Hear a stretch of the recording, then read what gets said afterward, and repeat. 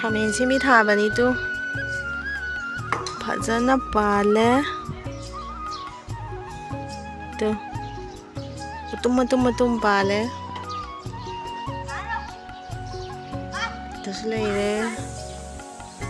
ꯃꯌꯥꯝ ꯑꯃꯁꯨ ꯃꯊꯛꯇ ꯄꯥꯟꯈꯠꯂꯛꯏꯗꯨ ꯆꯩꯅ ꯉꯥꯛꯇ꯭ꯔꯒꯗꯤ ꯃꯣꯏꯁꯦ ꯄꯥꯟꯕ ꯉꯝꯗꯦ ꯍꯥꯏꯗꯤ ꯂꯨꯝꯊꯔꯛꯄꯒꯤ ꯃꯈꯥꯗꯁꯨ ꯄꯥꯜꯂꯤ ꯃꯌꯥꯝꯁꯦ ꯉꯥꯡꯉꯒ ꯊꯝꯃꯤ ꯄꯥꯝꯕꯤꯗꯤ ꯌꯥꯝꯗꯦꯕꯨ ꯐꯖꯅ ꯄꯥꯜꯂꯦ ꯁꯤ ꯍꯋꯥꯏꯁꯦ ꯀꯣꯂꯤ ꯍꯋꯥꯏ ꯀꯥꯏꯅ ꯍꯥꯏꯅꯕꯅꯦ ꯑꯗꯣ ꯍꯟꯗꯛꯀꯤ ꯊꯥꯕꯗꯣ ꯄꯥꯜꯂꯦ ꯑꯁ ꯀꯨꯏꯗꯦ ꯑꯗꯨꯝ ꯁꯔ ꯐꯔ ꯑꯗꯨꯝ ꯌꯥꯝ ꯊꯨꯅ ꯑꯗꯨꯝ ꯄꯥꯜꯂꯦ ꯀꯨꯏꯗ꯭ꯔꯤꯕꯅꯤ ꯊꯥꯕ ꯑꯗꯣ ꯐꯖꯅ ꯄꯥꯜꯂꯦ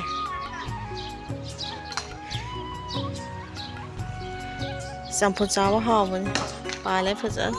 ꯁꯤꯗ ꯃꯈꯥꯗ ꯕꯣꯔꯥꯗ ꯑꯩꯅ ꯈꯥꯃꯦꯟ ꯄꯥꯝꯕꯤ 5ꯈꯛ ꯊꯥꯕꯅꯤ ꯇꯨ ꯆꯥꯎꯔꯕꯅꯤ ꯌꯥꯝ ꯃꯣꯏꯁꯦ ꯃꯈꯥꯗ ꯊꯥꯕꯗꯗꯤ ꯃꯈꯥꯗ ꯏꯅꯤꯜ ꯂꯩꯕꯅꯤꯅ ꯍꯧ ꯌꯥꯗꯦꯕꯀꯣ ꯑꯗꯨ ꯑꯩꯅ ꯁꯤꯒꯤ ꯄꯣꯠꯁꯤꯗ ꯕꯣꯔꯥꯁꯤꯗ ꯑꯣꯏꯅ ꯊꯥꯕ ꯐꯖꯅ ꯐꯒꯠꯂꯛꯑꯦ ꯐꯖꯅ ꯐꯔꯦ ꯃꯄꯥꯟꯁꯨ ꯂꯥꯛꯀꯗꯣꯔꯦ ꯃꯄꯥꯟ ꯁꯥꯕ ꯍꯧꯔꯦ ꯁꯤꯁꯦ ꯑꯩꯅ ꯌꯦꯟ ꯂꯩꯔꯒ ꯑꯩꯈꯣꯏꯅ ꯌꯦꯟ ꯆꯥꯝꯊꯣꯛꯑꯒ ꯃꯍꯤꯗꯨꯁꯨ ꯍꯩꯖꯜꯂꯦ ꯑꯗꯒꯤ ꯁꯪꯒꯣꯝ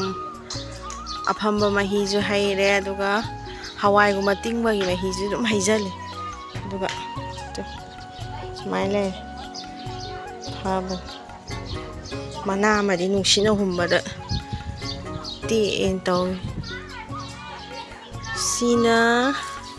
ꯎ ꯃꯣꯔꯣꯛ ꯆꯥꯔ ꯍꯨꯟꯕꯅꯤ ꯇꯨ ꯎ ꯃꯣꯔꯣꯛ ꯑꯩꯈꯣꯏꯒꯤ ꯑꯆꯧꯕꯁꯨ ꯈꯟꯒꯠꯂꯒ ꯊꯝꯍꯧꯕꯗꯣ ꯃꯔꯨꯗꯣ ꯑꯩꯅ ꯂꯧꯁꯜꯂꯒ ꯊꯝꯕꯅꯤꯗ ꯂꯩꯔꯦ ꯐꯥꯝꯗ ꯊꯥꯕꯅꯤ ꯎ ꯃꯣꯔꯣꯛ ꯆꯥꯔ ꯂꯩꯔꯦ ꯁꯤꯗ ꯕꯦꯂꯦꯟꯗ꯭ꯔꯤ ꯈꯔ ꯊꯥꯔꯦ ꯐꯨꯛꯑꯒ ꯁꯥꯏꯅ ꯇꯥꯔꯒ ꯂꯩꯔꯦ ꯆꯅꯝꯗꯤ ꯏꯆꯥꯎ ꯆꯥꯎꯗ꯭ꯔꯦ ꯁꯤꯗꯒꯤ ꯐꯨꯛꯄꯅꯤ ꯑꯗꯨ ꯁꯤꯗ ꯊꯥꯔꯝꯕꯁꯤꯡꯗꯨꯗꯤ ꯂꯣꯏ ꯐꯨꯛꯈ꯭ꯔꯦ ꯑꯩꯅ ꯁꯦꯕꯣꯠ ꯊꯥꯖꯤꯟꯈ꯭ꯔꯦ ꯀꯣꯕꯤꯗꯤ ꯆꯥꯅꯤꯡꯗ꯭ꯔꯦꯅ ꯇꯥ ꯂꯩꯔꯦ ꯀꯣꯕꯤꯁꯦ ꯌꯥꯝ ꯀꯥꯔꯦ ꯑꯥꯗꯁꯨ ꯀꯥꯔꯦ ꯑꯗꯨꯝ ꯁꯣꯡꯖꯜꯂꯛꯑꯦꯗ ꯋꯤꯟꯇꯔ ꯁꯝꯃꯔ ꯌꯧꯔꯛꯑꯕꯅꯤꯅ ꯑꯗꯣ ꯈꯥꯃꯦꯟꯁꯤꯗꯤ ꯐꯖꯅ ꯐꯖꯔꯛꯑꯕꯅꯤ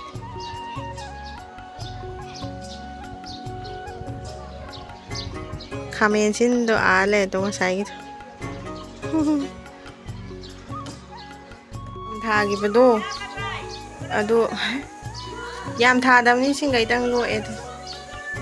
ꯆꯅꯝ ꯑꯉꯥꯡꯕꯤꯗꯨꯅꯤ ꯇꯤꯜꯍꯧ ꯃꯔꯨꯗꯤ ꯃꯄꯥꯟ ꯁꯥꯈꯤꯗꯅ ꯑꯅꯝꯕꯅ ꯂꯣꯏ ꯐꯣꯏ ꯆꯥꯊꯣꯛꯈ꯭ꯔꯦ ꯃꯈꯥꯗꯁꯨ ꯈꯔ ꯑꯗꯨꯝ ꯂꯩꯔꯦ ꯃꯄꯥꯟ ꯁꯥꯕꯅꯤꯅ ꯀꯨꯏꯅ ꯊꯝꯕ ꯌꯥꯔꯣꯏꯗꯕꯅꯤꯅ ꯀꯨꯏꯔꯦ ꯐꯨꯒ ꯆꯥꯕ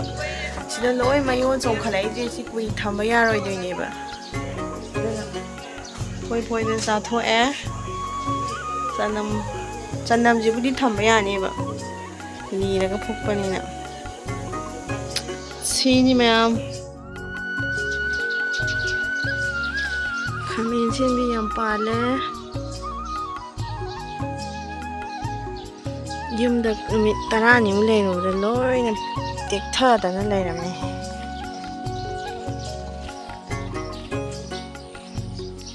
ꯃꯨꯟꯕ ꯑꯩꯅ ꯈꯔꯕꯨꯗꯤ ꯍꯦꯛꯈ꯭ꯔꯦ ꯂꯣꯏ ꯃꯨꯟ ꯂꯩꯔꯝꯃꯦ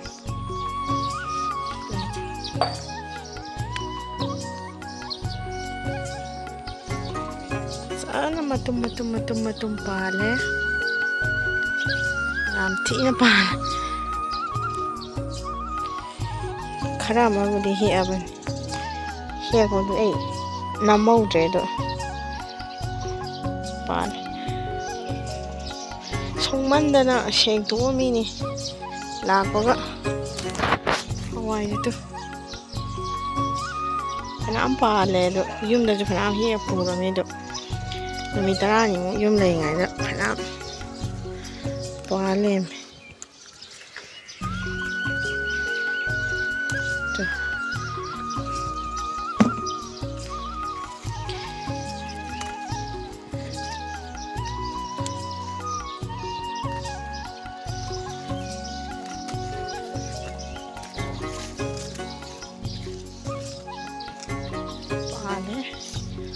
ꯄꯥꯝꯕꯤ 10ꯃꯨꯛꯈꯛ ꯊꯥꯕꯅꯤꯗ ꯄꯥꯜꯂꯦ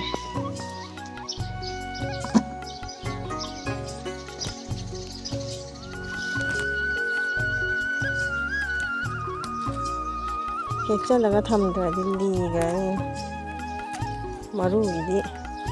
4-5 ꯂꯣꯛꯈ꯭ꯔꯒ ꯌꯥꯔꯦ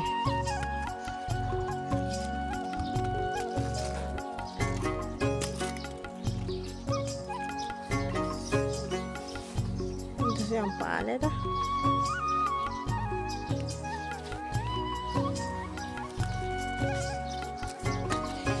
ꯍꯣꯔꯦꯟ ꯄꯨꯟꯅ ꯍꯦꯛꯑꯀꯥꯟꯗ ꯑꯣꯏꯅ ꯌꯦꯡꯍꯜꯂꯛꯑꯒꯦꯀꯣ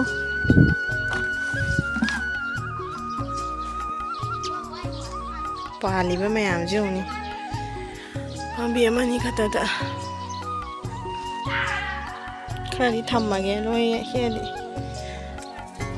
पांबी द खरा ले जरजन सिंगे हे खामें सिंबिजु फैनाम हे सि खले रगोन हे पाली म्यान जों मतुम सोंबददि लोइरे हे खामें खामें से इसिंग चाइपिदबै कंग लेरमेदो लाको इसिंग चाइसले कोबी से ता ले चुजाक तो हौरे खामें सिंगे मुन लेरमे तो हेक्सले याम तो अइना हुजि हेक्लकपदुने खामें सिन हेक्पबुदि उलौद्रे दो खामें सिन खरा हल्लकपदि सुमाय मुन लेरमे दो हवाई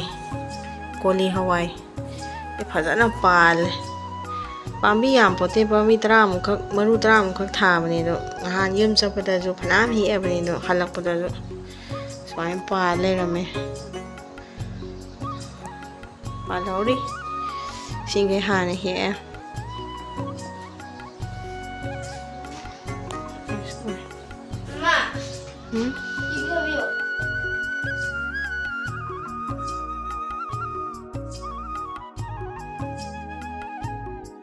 सीना फार्मदगी पोरपा थबीने हेलपा अदगी